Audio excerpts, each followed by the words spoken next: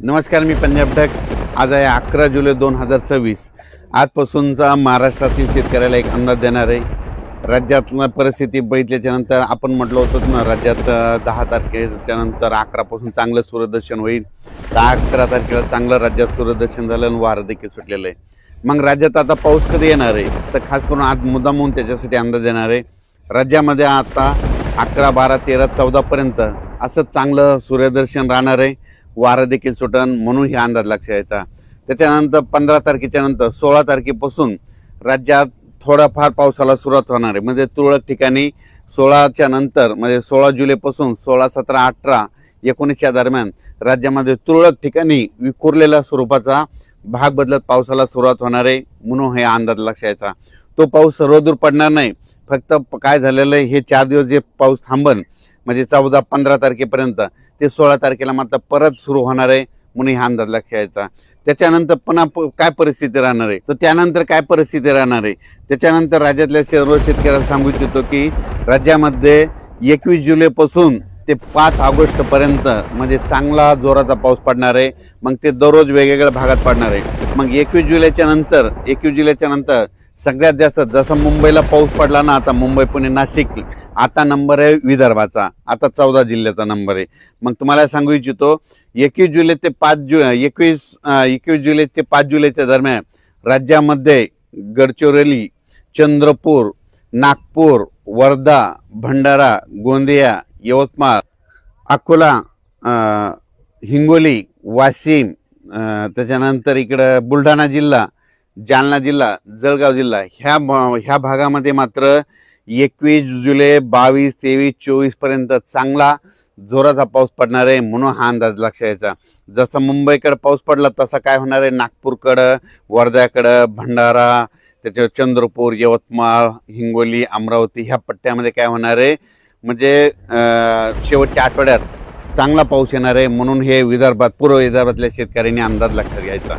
21 जुलै ते 5 ऑगस्टच्या दरम्यान विदर्भामध्ये चांगला पाऊस पडणार आहे. पूर्व विदर्भ आणि पश्चिममध्ये 6-5-11 जिल्ह्यामध्ये चांगला पाऊस पडणार आहे. म्हणून विदर्भवासियांसाठी आनंदाची बातमी.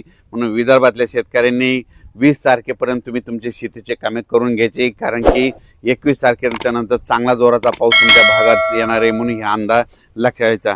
जसं मुंबईकडे पडला तसा आता विदर्भाचा नंबर आहे.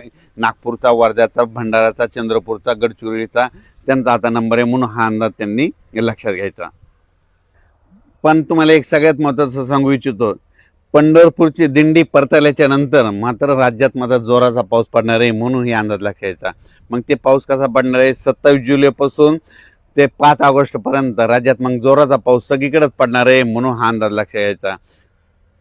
त्याच्यानंतर सांगायचं झालं तर अहिल्यानगर जिल्हा, पुणे जिल्हा, नाशिक जिल्हा, तिकडं काय होणार आहे, 21 तारखेच्या नंतर चांगला पावसाला सुरुवात होईल आणि सरी मात्र पुणेकडं तिकडं सुरू होतील. म्हणून हा अंदाज लक्षात यायचा. त्याच्यानंतर इकडं सांगली जिल्हा झालं, सोलापूर जिल्हा झालं, लातूर जिल्हा झालं, धाराशिव जिल्हा झालं. जुलैच्या शेवटच्या आठवड्यामध्ये तिकडं पाऊस येणार आहे. तिकडे सध्या तरी असा मोठा पाऊस तिकडल्या भागात नाही. म्हणून लातूर जिल्हा, त्याच्यानंतर धाराशिव जिल्हा, सोलापूर जिल्हा, सांगली जिल्हा ह्या भागातील शेतकऱ्यांनी, बीड जिल्ह्याचा काही भागातील शेतकऱ्यांनी लक्षात यायचा. आता हे जे पाऊस येणार आहे म्हणजे आता 21 जुलैपासून जे जास्त पाऊस फक्त आता पूर्व विदर्भ आणि पश्चिम म्हणजे 14 जिल्ह्यामध्ये जास्त पडणार आहे. म्हणून हा अंदाज लक्षात यायचा. त्याच्यानंतर यात्रा परतल्याच्या नंतर मात्र महाराष्ट्रामध्ये सगळीकडे जोराचा पाऊस पडणार आहे. म्हणून हा अंदाज लक्षात यायचा. म्हणजे 27 जुलैच्या नंतर राज्यात मग 27 जुलै ते 5 ऑगस्टच्या दरम्यान मग राज्यात सगळीकडे जोराचा पाऊस राहील. म्हणून हा अंदाज लक्षात घ्यायचा.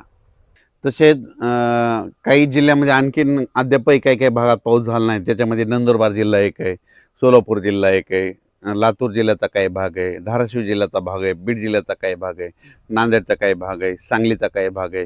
त्या भागात मात्र 21 जुलैपासून ते 5 जुलैच्या दरम्यान तिकडं देखील दररोज वेगवेगळ्या भाग 21 जुलै ते 5 ऑगस्टच्या दरम्यान तिकडं देखील त्या भागात पाऊस पडेल आणि त्यांचे देखील पेरण्या होणार आहेत. म्हणून हा अंदाज लक्षात यायचा.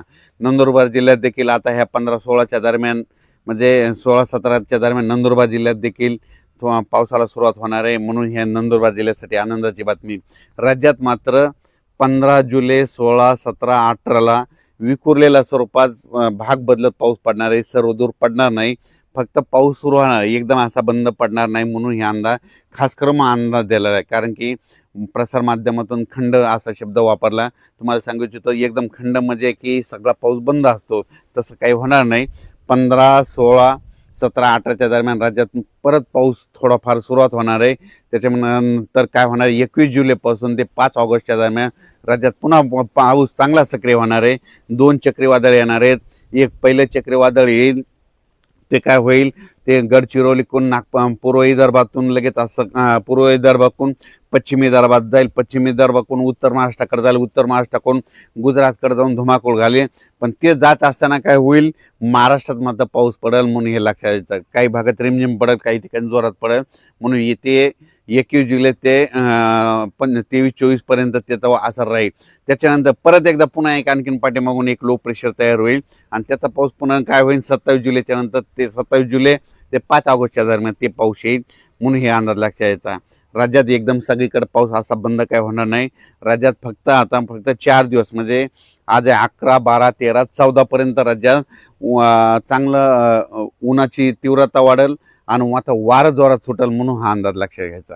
त्या भागात अद्यापही पाऊस झाला नाही, त्या भागात मात्र 21 जुलै ते 5 ऑगस्टच्या दरम्यान पाऊस पडेल आणि त्यांची देखील पेरण्या होतील म्हणून हा अंदाज शेतकऱ्यांनी लक्षात घ्यायचा. अचानक वातावरण बदल झाला, परत एक मेसेज दिला जाईल. धन्यवाद.